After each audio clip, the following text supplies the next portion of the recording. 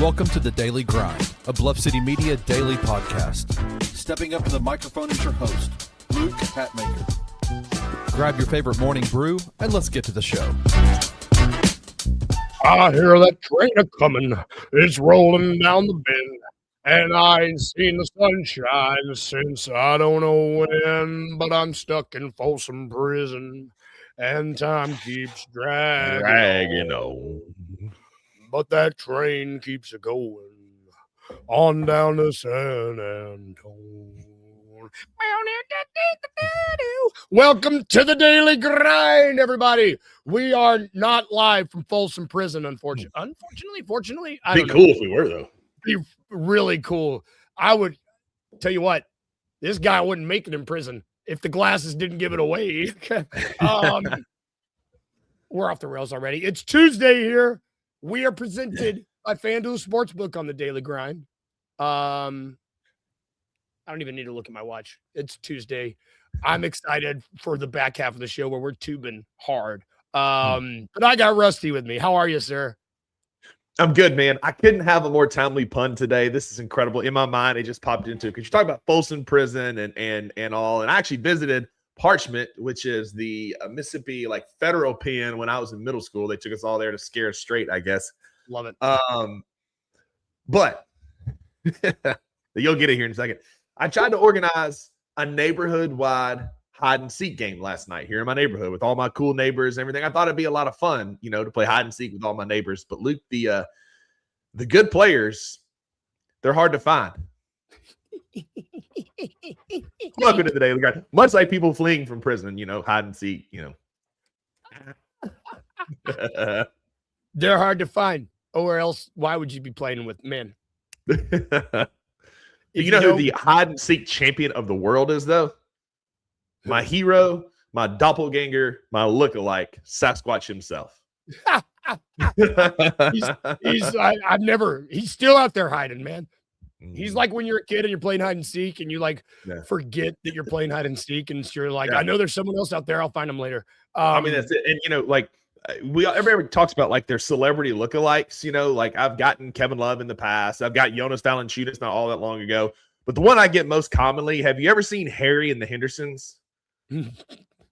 Yeah. Harry, big Sasquatch. Yeah. No way, I don't want you anymore. Oh my God. Great movie. Hey, you're a better hooper than Harry. Be nice to yourself. I'll take that. Good morning, everybody. I see Jalen. I see Jared. Let's jump into the show so we can get to the back end of the show. Grizzlies play today. We're back home. That's a good thing, right? If we have to find good stuff to talk about, the Grizzlies are not favored. They are a home dog. Currently, the Spurs are favored as of this morning on FanDuel, minus 240. Grizzlies are plus 194. 5.5-point spread. It does look like I need to confirm. I think Ja was listed as questionable, as was Vince Williams Jr. So nobody added except Cedric Coward, which is a left ankle sprain, is all it said. I guess why haven't they announced anything about his ankle yet? Do you know? Yeah, you have a theory? There could be a number of reasons. It could be it's still too swollen to do imaging to understand truly what's going on. I fully expect a PR notification in the next couple of days where he's going to be reevaluated, probably before the game tonight or tomorrow at the latest, where we're going to reevaluate in 2 to 4 weeks, depending on what they're feeling at the time. Maybe 4 weeks, maybe 6. Who knows? Yeah.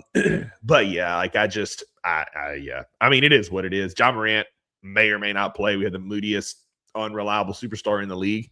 Vince Williams Jr., he's got bum knees, have had him for a while. The only solace is Victor Wembanyama may not play tonight. He's a game-time decision with that knee. No Devin Vassell tonight. He's likely out as well. It is what it is. It's the same old, different day. The Memphis Grizzlies injury list grows and our superstar may or may not play. Yeah. I'm not trying to be just so ho-hum, No. These are the doldrums, man. This is pathetic. If John doesn't care to play, I don't care enough to get my mental health tied to this team. I wish them well. I will be rooting for them from afar. I will be in the building tomorrow night for the Suns game, but I'm not going to get too high, understanding that Ja may not play and somebody else might get hurt tonight. Yep. We're at the point where it's like, if you hold off, well, I mean, the only reason to get excited at this point in the season is if your team goes on a really big run. And that's it. Because we're at the where we're waiting till the trade deadline. We're waiting until All-Star break. And it's just like, try to string some wins together at this point. And the league is tough. I mean, find a way against the Spurs, the Suns, and the Thunder. That's this week's games. Yeah, we got Brooklyn on Sunday. Then we play Orlando twice next week in Berlin and London. Oh. Maybe we can get that. Get a win there. Be kind of nice. But yeah, that's right. They took the MLK game from us, and it's in Berlin. That's right. God, is it? Oh, God. Yeah, that's next Thursday and Saturday, or Thursday, Sunday. But yeah, I mean, hey, the Thunder are beatable. The Charlotte put a whooping on them. But right now, these Memphis Grizzlies couldn't whoop a picture of the Oklahoma City Thunder, much less the actual basketball team. So go beat Spurs tonight. Yeah, go beat the Spurs tonight. Do all that you can do. Literally, all that you can do is beat the team that's in front of you. And Spurs are a good litmus test to some of the better teams in the league, And I mean, Ja plays, Ja doesn't play. If Jaren can still keep playing on the trajectory that he's been playing on, where to end the year he was kind of playing better, I would like to see that. I would like to see Santi keep playing well. I mean, same shit, part of my language, same stuff we've been seeing saying every day, where it's like the guys that are playing, I want to see them stay consistent. And it's 3 home games. ESPN says you can get in the building tonight for as low as $8 at FedEx Forum. Tomorrow night as low as $4 to see Dylan Brooks come back. So there's some positives. Again, 3 home games this week, positive. But yeah, I mean, I want to see maybe Jock Landale continue to play well off the bench. Santi Aldama have a good Santi game tonight. We'll probably get some Javon Small at point guard a lot tonight. I would love to see Cam Spencer find his shot a bit again. But again, injuries have a lot of our shooters out. So it's everybody keys in on Cam Spencer, the guy who's a bucket. And just like what they do with Jaren, double and triple team them to where they can't score. We rely on other people who cannot score, and it's tough. But that's what I'd like to see tonight. Cam Spencer find his shot again, have a good Santi Aldama game, and, maybe KCP get us a solid 12 or 13 tonight. Yep. We've already talked about this game longer than I wanted to, but I did see a question that I want to throw up here really quick. Jared is asking, is it a little weird to you that as soon as Cedric get hurt, Vince gets upgraded? Is this any chicanery with the injury report? Is this soft tanking with the injury report? I mean, it does seem just a little weird. We're not tanking. We're not. Who said we were? Not truly. Yeah, I don't think so. I mean, maybe, but also Vince has got bum knees. And so, we know his knees are bad. We know his feet are bad. He's probably going to be questionable the rest of his time with the Memphis Grizzlies. Yeah. He went from out to questionable. Again, like Edward says, we do need bodies, even if it's a one-legged Vince Williams Jr. But no, we're not, we're not tanking. We're not soft tanking. Who said we were? Man, we're at the point in the season where we're like, yeah, here's where we if it's funny to me that currently right now, arguably people not listed on the injury report, take those players out. Top 3 most important Grizzlies right now are Cam, Jaren, and Santi or Jalen. I actually know I would say Santi. Jalen's been pretty consistent. I'm good with him, but it's in terms of importance, where we just change the calendar year and the guys we're talking about are Cam Spencer. It's trendy. Yeah, it's trendy to bash Jalen Wells and say he's not a contributor. He's not a good player. He's not this. He's some YMCA hooper, all this kind of stuff. Not on here. He's consistent. He's good. He gives us good minutes. He had 23 the other night when we needed him. You can boo-boo on him all you want. Just know it makes you look like a casual because he is a good role player on this team. No, he's not a superstar without asking him to be, but he gives you more consistent minutes than your superstar point guard. He's started in he's the only guy on our team, I think, that's played all 35 games this season, and he started in every single one of them. Santi Aldama and Jalen Wells are the only two who have played all 35 this year.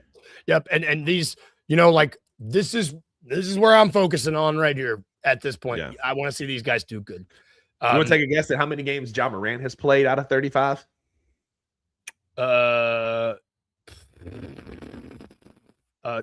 Math 17, 18. Okay. So is he at 50%? Yeah, 35 isn't an even number. That's not math. Yeah. 18 Classic. games. God, yeah, let's not talk about that anymore. Olivier Maxence Prosper has played in 19, just for reference there. Ow. Oh no. Why would you say that? Yo, is that the NBA Jam? Is that the Grizzlies NBA Jam? Oh yeah, dude. Shirt. Yeah. Let's go. I freaking love that shirt, bro. Yeah. My mom, Yeah. it was like Thanksgiving. My mom was like, "What do you want for Christmas?" And I was like, "I don't know, this shirt." And she goes, "Okay." And she ordered it for me. I was like, "Cool," because I wanted it for a long time.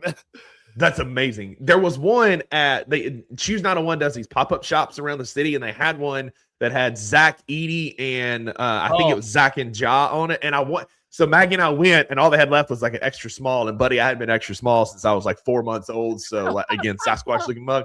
So yeah, but anyway, like dope shirt, man. Well done. I was like NBA Jam for the win. They need to remake it. Wow. Yeah. God, the jaw stuff. We might have to have a jaw conversation at some point.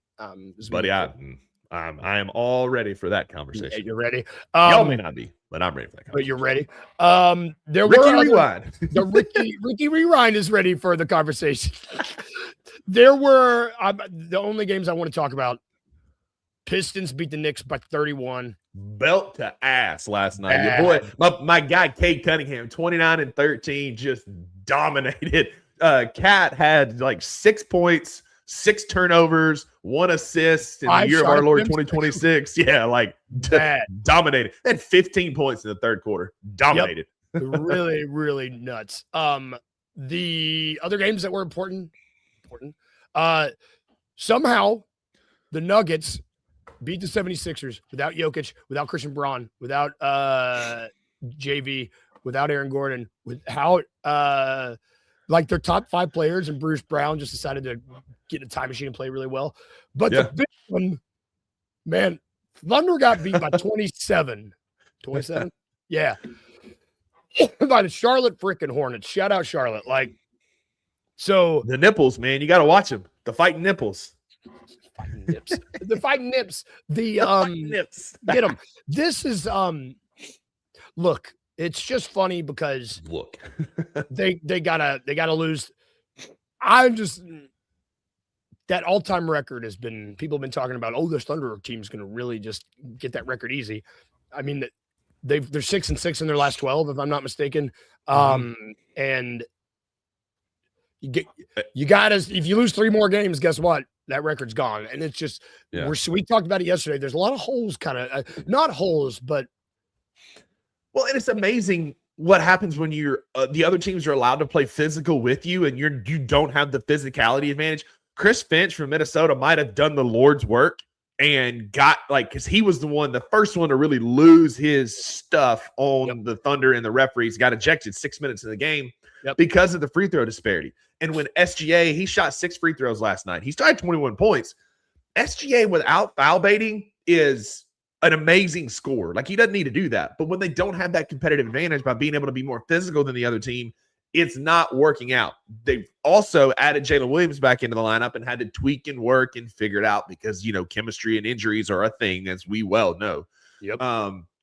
They're still a really good team. A Thunder beat reporter said the quiet part out loud last night on X when he said, and I should have bookmarked, but he said that for all the free throw merchants out there and all the chants that they say about SGA, he is not getting calls when he initiates contact anymore, and he is not the free throw merchant you're thinking. It's like, buddy, you said the quiet part out loud. He's initiating the contact and getting the foul. It's amazing what happens. But it also helps when Brandon Miller is 7 of 10 from 3. That's Wayne's favorite basketball player. He wants him on the Grizzlies so bad.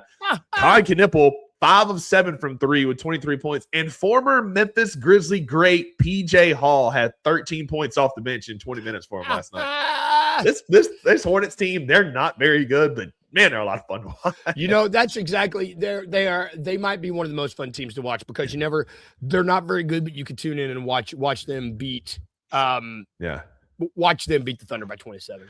That's fun. And shooting lines of 53% from the field, 51% from three, and 92% from the stripe is a great recipe to beat the Thunder by 30-something points. And I do need to address something that came up in the comments here. Jalen's asking, am I saying we need to come off of Ja? And Jared's saying it's time to come off of both. It's time. It's getting time to have that conversation about coming off of one of them, and it ain't the one y'all love to hate on. Continue. Foreshadowing. Speaking of getting off of things, teams getting off of things that they're maybe phrasing. Switching gears a little bit. NFL Black Monday was yesterday. You had how many teams yesterday? 3 teams yesterday. 4. Did I miss one? Or Falcons, right? Did I forget about Raheem? That's the Raiders, the Falcons, the Browns, and the Cardinals. Yep. So the vacancies that are open as of now: Brian Daboll, Brian Callahan were fired in the middle of the season. So you got Giants, you got Titans. Yeah, get them out of here. Then you had Raheem Morris got fired after winning, which is hilarious. And then you have Jonathan Gannon from the Cardinals, Pete Carroll after one season with the Raiders, and then Stefanski got fired while we were on air yesterday. And immediately is going to interview with both the Giants and the Titans. Stefanski is. Really? I didn't see that. I mean, that's a former coach of the year twice, right? Like, I mean, yeah, he's got a resume. He did not handle the Dylan Gabriel, Shedeur Sanders situation very well at all. Spoiler alert, neither of them are very good NFL quarterbacks, but like he didn't handle that situation well at all. And so like neither of them were given a chance to succeed. Bad O-line play, even worse play call, and poor decision-making by both quarterbacks. But he's got a resume that's going to warrant him an interview. I do not want him in Nashville, though. I do not think he would be like, I don't want that. I don't want that.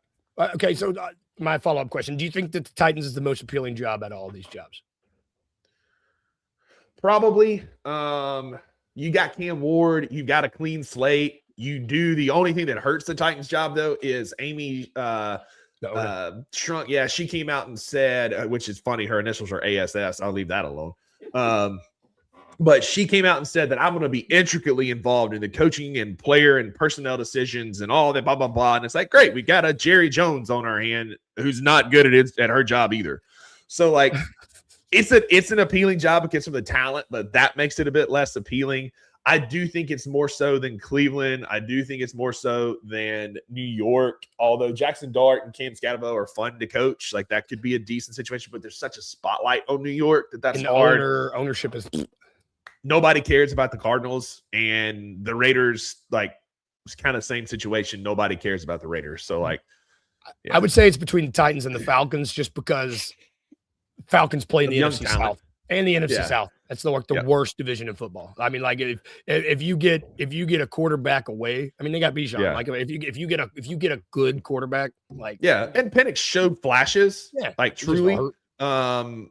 It could have been a system situation, but he was also put in a really poor situation with Kirk Cousins and all the things around that. That wasn't super great. The two that surprised me were Cincinnati, Miami. I'm surprised that they held on to their coaches. You know, McDaniels has been, you talk about apathetic, like, it just feels like he's super apathetic. Out on Tua, like, that whole situation is really soured, but he's going to be involved in the GM coaching search, is what I saw yesterday. And then Cincinnati, like, they continue to have abysmal offensive line play, abysmal defense. Yes, you got Joe Burrow and Jamar Chase, but Joe Burrow can't stay healthy because he's Andrew Luck 2.0 getting pummeled behind that offensive line. Yep. I was surprised that they hung on there for sure. Yeah, for me, I think that's ownership because, I mean, how long was Marvin Lewis the coach of the Bengals? Like 30 years? That's an overreaction. But it's like he was mediocre and arguably bad for a long part of that. And Zach Taylor, man, I'm with you. I would have kicked him out first. But yeah, and Jared's right. You know, Bijan, I'll give you that. Drake London, I give you that. Kyle Pitts is fool's gold because yes, it was like his best year, but it was 2, maybe 3 games. Nope. So I'm out. I will not fall for that again. Let's take a really quick break. When we get back, we do have to do a quick dose of It's a Trap, but then we're just talking Stranger Things. So now is the time. If you don't want to hear It's a Trap, we're going to take a break. Get off the train. I'll give you another spoiler warning when we get back, but we're going to take a really quick break, and we will be right back.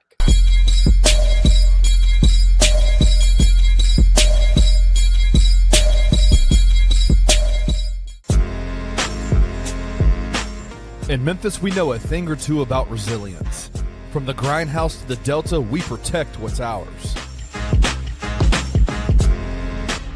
But when pests invade your home,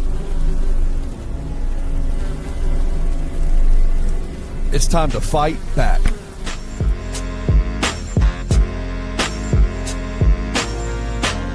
Grade A Pest knows how to handle what crawls, flies, and bites.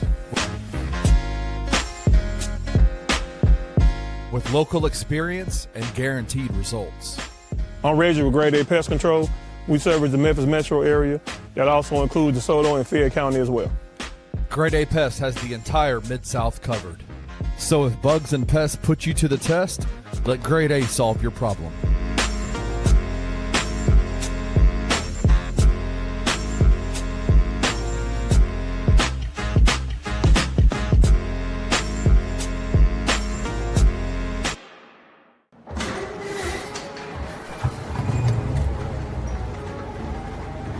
In Memphis, nothing comes easy, and that's exactly how we like it. This is a city built on hustle, on heart, on grit.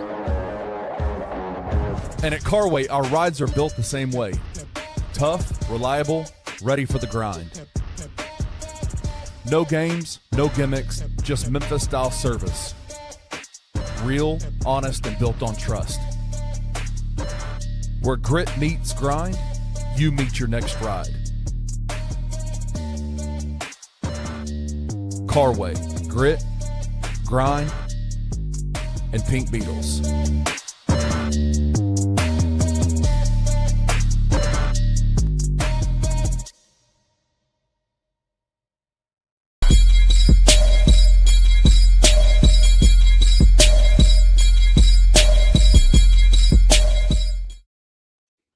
Welcome back to the Daily Grind, everybody. We are proudly sponsored. If you cannot tell by that commercial, got a bunch of them. 2 of them you saw there. We are sponsored by Grade A Pest Services. They are wonderful. Great with rodents, great with pests. Call them if you need to get critters out of your home. If you are needing a new vehicle, Carway, you just saw them. Awesome folks, y'all. It's, everybody needs a vehicle. Who doesn't love a pink beetle, right? Who doesn't love a pink beetle? I got a pink barbell for Christmas. Go get you a pink beetle. Let's go. Pink beetle. Do it. And they'll finance you, so they're great too. Like, go see those guys. We are also sponsored. You did not see them there, but we are sponsored by Mugshots Grill and Bar. Grill and Bar. I know what I'm doing. We will be having watch parties there. We had one last week for Tigers Live. Francis Carlotta was great out from turnout. San Diego. Massive turnout. One of the things I appreciate about y'all in the comments and y'all watching this is y'all rock with our sponsors. Like, we get messages all the time from our sponsors that y'all are going out and patroning these fine Memphis businesses and people who y'all support us and the people who support us. So major props to you in the comments and listening. I appreciate y'all very, very much. As do I. We appreciate all of y'all. I know Grind City Brewing also appreciate y'all. Big things coming with Grind City Brewing. Y'all hang out and watch. We got some Grizz watch parties coming up. Dates are being ironed out, but I'm excited about the ones that we're looking at. I will be doing the post-game bounce for the Magic game next Thursday live on site at Grind City Brewing. Watch out for some little details about that if you happen to have a Thursday afternoon off. But big things coming with GCB, man. So excited to be partnered with those dudes. Oh, I love it. And you know what? Edward said it best. Memphis helps. I can talk. Memphis helps Memphis. Memphis helps Memphis. And they do have great chips and queso when you're hungry down there having those great beers. I had a Thaddeus red ale last night. Hard to beat. Hard. Love it. And last, certainly not least, you did not see them there, but we are proudly sponsored by FanDuel Sportsbook. And they are presenting this segment. It's a trap. It is, like I said, sponsored by FanDuel, named after Admiral Akbar, our guy. RIP to my dude up there. Named after him. I'm going to give you 3 bets from FanDuel. You just have to tell me which one's a trap. Today, it is to score 20 plus points tonight in the NBA. Just league wide odds to score 20 plus points. Which one of these is a trap? I like it. Is it A, Anthony Black for the Orlando Magic minus 140? Is it B, John Morant minus 122 for the Memphis Grizzlies? Or is it C, Tyler Hero plus 176 for the Miami Heat? Anthony Black? Is that what you said? Anthony Black. Minus 140. Yes, that's what I said. That's what it said.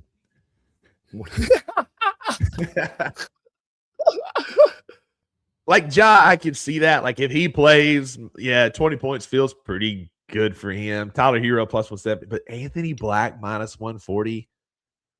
Is that a trap? That's got to be a trap.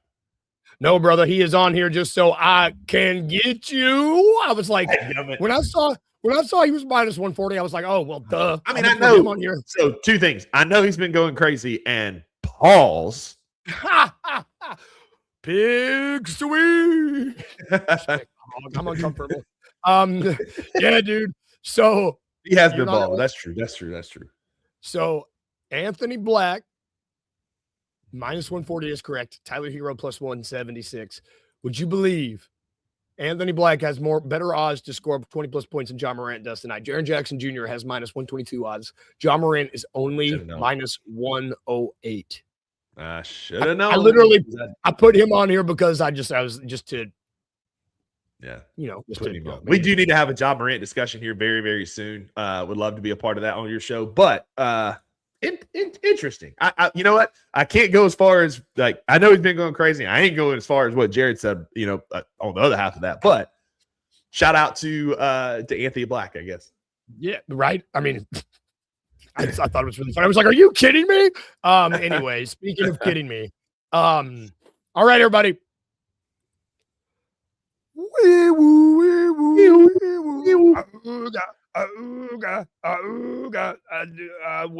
Waving like an inflatable guy. Stay off. Okay, spoiler warning. Show is switching.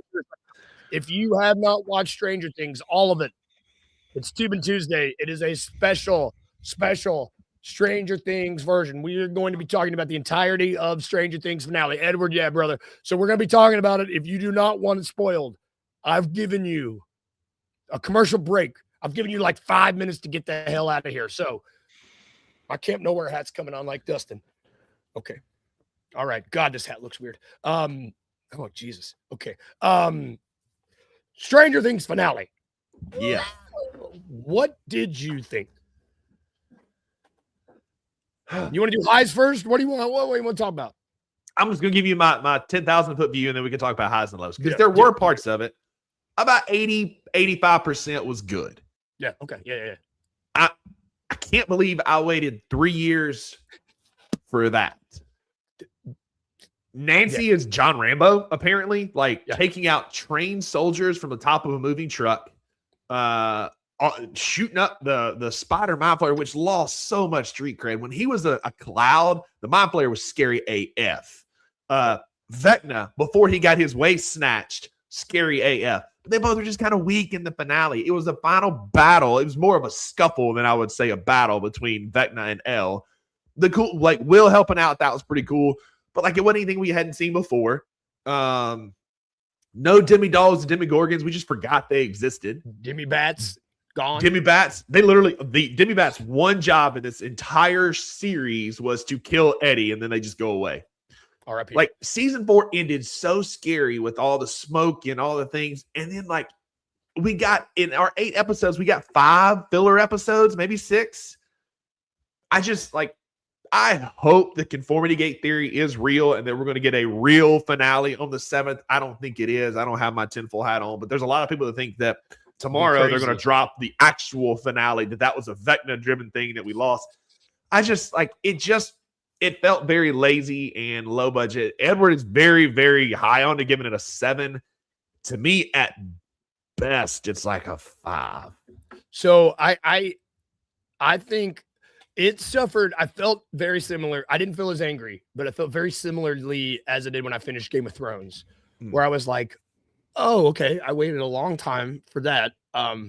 Also, your point about them having a scuffle, I don't know why. It just seemed like Vecna was really easy to kill. I mean, I was just like, and then Joyce chopping his damn head off for like 20 minutes. And then, I mean, that was cool. Like, I like fine. that. But the 40 minutes that preceded it, where it was like the longest epilogue ever, where they were like, okay, now we're going to just tie everything up in a neat bow, neat bow, almost too perfectly, where it's like, what? What? Also, the fact that, and the fact that the only person of importance that died is 8, Kira. I'm not going to talk about 11, like whatever, if you believe that she's dead or not. Like, for also, a show that I kills got beef. people. Yeah. I got beef for that too, because that was a liver shot and she was not surviving that long. A. B, there was no way they would know that the government would be there, that they would have this plan to do this. C, like, they had the scramblers going. How can L and 8, who is graveyard dead by the time they finally get out of the Upside Down, like, how can they possibly A, know the government's going to be there, B, work with the scramblers, because L would not have been able to have Mike jump in each other's minds because of the scramblers. And furthermore, like, I'm pretty sure Nancy by herself killed like 9 federal government employed soldiers. And then is just allowed to go to college and allowed to continue life. Like that's a federal crime. Like the army was like, they get back killing a bunch of army and they're like, all right, cool, deuces. Linda Hamilton, I'm out. Have a good life. Like wrap that. The most unnecessary character is General K. Like, she walks around like a badass, former Sarah Connors from Terminator, right? Pins that dude up against a truck and be like, you watch your mouth, young boy. Like, and then just goes away. Like, she's just, after the end of it, they're just like, well, we'll just go home. I guess we're not needed here no more. You didn't kill our guys. Great story. Happy graduation. By the way, Max was in a coma for 2 years and was able to graduate. I'd like that too. So many plot holes. My biggest nitpick of the entire thing was when Holly and Max get out of Vecna's mind and they're like, there's the gate. We just have to go. And I was like, cool. Holy shit. That song, Running Up That Hill, is played 5 times by the time y'all could have gotten out of here. And if I recall correctly, that song ended once and they had to start the tape over and you went back to the beginning. Like, a little urgency. Urgency, Max. And then the like the running scene, I saw it side by side in season 4 when Max is running out of Vecna's little, like, and there's all the stuff crashing behind her and it's super cool, like high budget. And then her little slow run through the little pillars with no special effects. Like, it looked so low budget. It's like they took all the money they had to make it and gave it to the actors, which I'm fine with them getting paid, but it left no money for special effects. It just felt so low budget that the only thing that could redeem it in my mind, if there is truly another finale that's coming out tomorrow, which I do not think there is, but really if there was, it would be the ultimate psyop. It would be the ultimate. It would make them goated level shows that they messed with our mind like Vecna would. Here's the actual finale. That would be phenomenal. It's not going to happen. So because of that, they fumbled the bag. Like it's like they ran this incredible race where they had this phenomenal. Like season 4 was so peak, good. It was so scary. I do want to rank the seasons here in a minute. We talked about doing that. We'll do that later. It was peak horror. Vecna was so scary. The clocks, which we never addressed.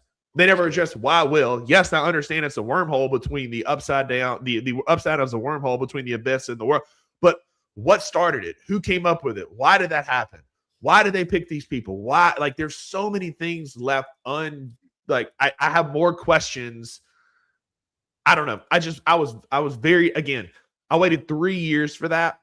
And I was very disappointed that I had to wait 3 years for that. Now, again, the end of the first 4, when Will is being Will the Wise, the sorcerer or whatever, badass, iconic. Cool. And I had super high expectations. And maybe that's on me for having too high of expectations for the finale, but it just fell flat. Well, and one, I can't imagine having to wait. Uncle Buck right on time. I can't imagine having to I didn't watch the Christmas Day episodes and had to wait. I went to the play. You've seen the play. I saw the play. And you still have questions. I understand what happened with the ship disappearing. I understand that's what created the wormhole. Like, I get that, but like, they never address how they discovered this power. They never addressed how they discovered the rock. In the play, they show the ship disappearing. It's phenomenal. A Demogorgon hops out and eats a dude on stage. Spoiler alert. It's awesome. The play was phenomenal, but it still doesn't tell me like how they discovered this energy, and they don't talk about they don't tell you enough about the rock. Yep.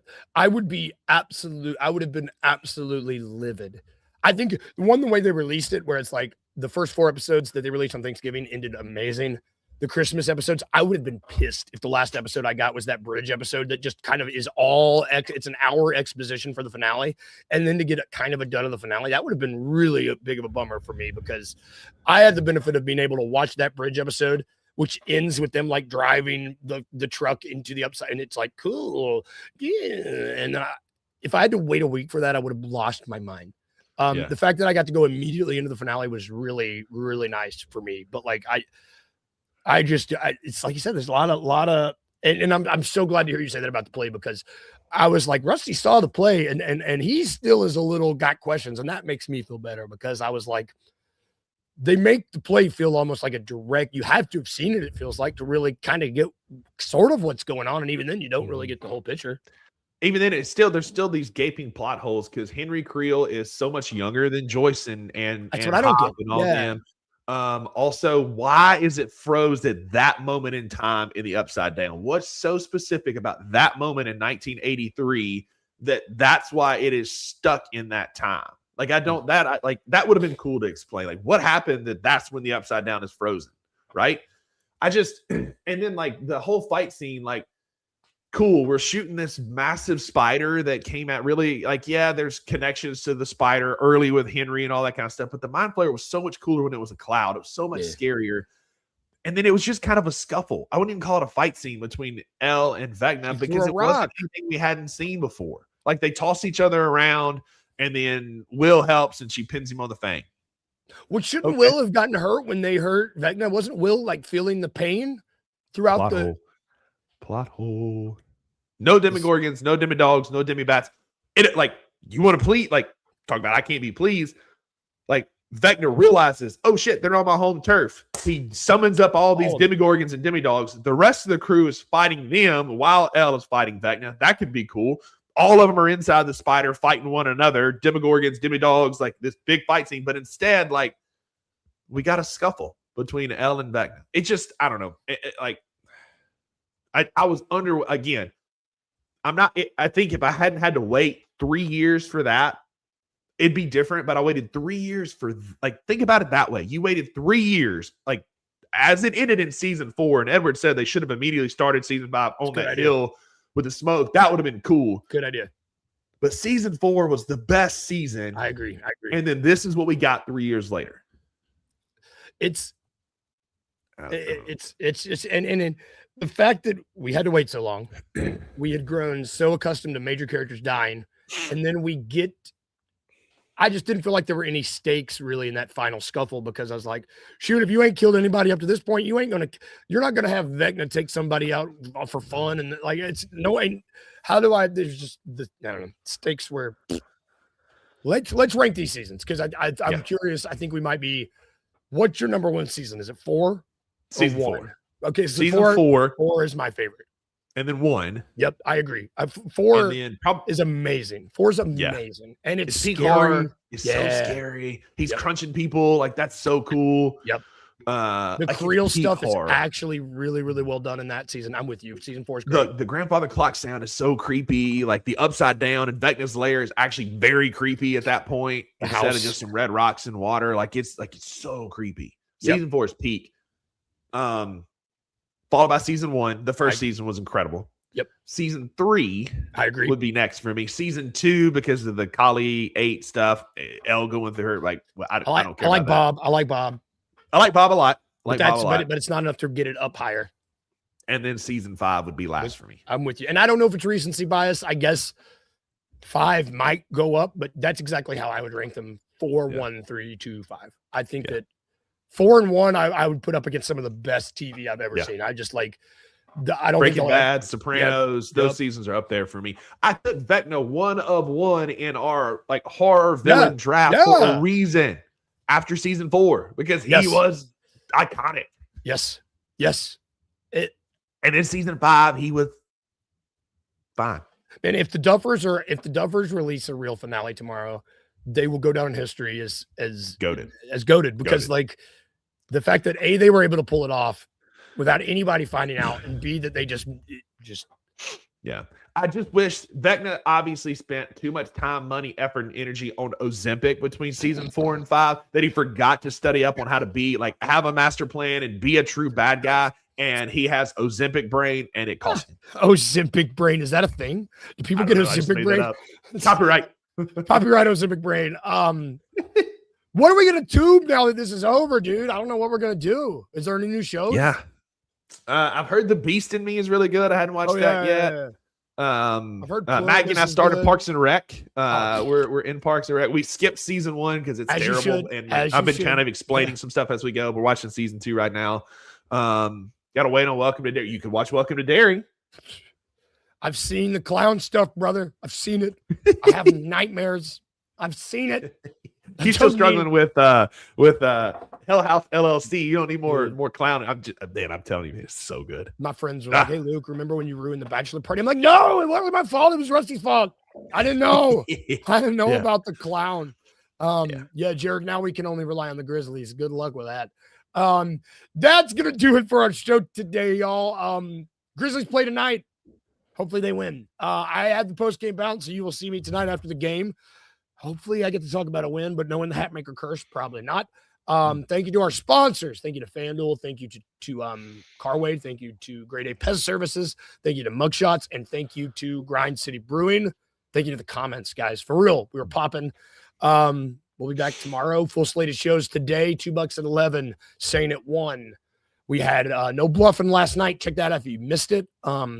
On Beat with BCM, post-game bounce, Tigers Live, Night Court, Tigers Untapped. Got a lot of stuff, y'all. Stuff for everybody. And the Daily Grind, the best morning show in the business with the best host in the business, Mr. Luke Hatmaker. Go on. I'll be back tomorrow. Have a good day, everybody. If we can leave you with anything today like we do, remember 2 things. 1, be a little weird. 2, remember to smile. Yeah. Bye, guys. Have a good day. We'll see you tomorrow. Thank you for listening to The Daily Grind. If you enjoyed this episode, leave a rating and a review wherever you download your podcasts. Also, like and subscribe to Bluff City Media's YouTube page. We'll see you back here next time.